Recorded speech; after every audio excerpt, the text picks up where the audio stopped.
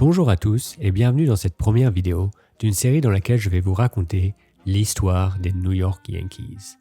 Dans cette série, j'espère pouvoir vous faire découvrir ou redécouvrir les événements majeurs qui ont marqué l'équipe new-yorkaise et vous faire aimer ou détester encore plus cette franchise mythique du sport américain.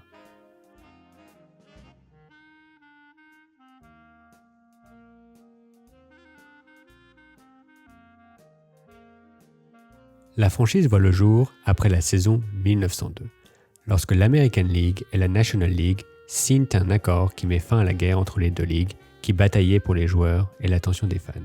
C'est la naissance de la MLB à deux ligues, comme on la connaît aujourd'hui, et du World Series moderne. Durant la négociation de cet accord, Ban Johnson, le président de l'American League, obtient le droit d'implanter une équipe à New York.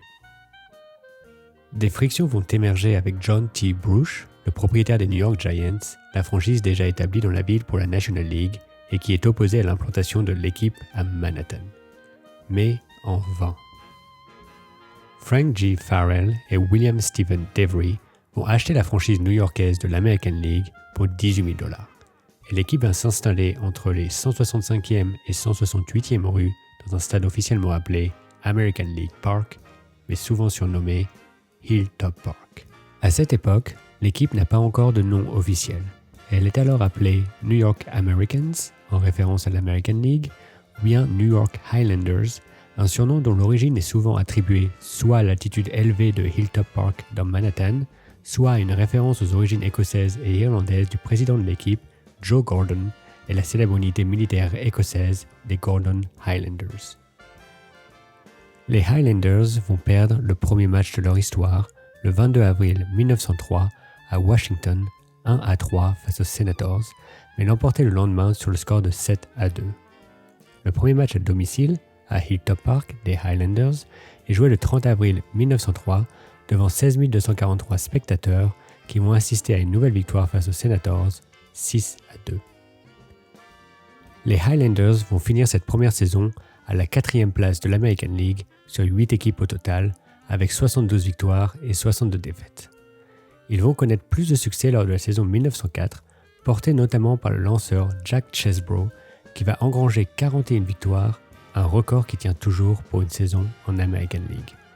Les Highlanders vont être dans la course pour le titre de l'American League jusqu'au bout de la saison, et tout va se décider lors de la dernière série, 5 matchs joués du 7 au 10 octobre 1904 face aux Boston Americans, qui seront connus par la suite en tant que Boston Red Sox.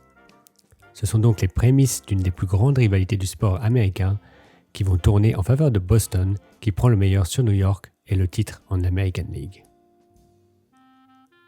Cette saison 1904 et cette opportunité manquée sera la meilleure chance qu'auront les Highlanders de remporter un titre.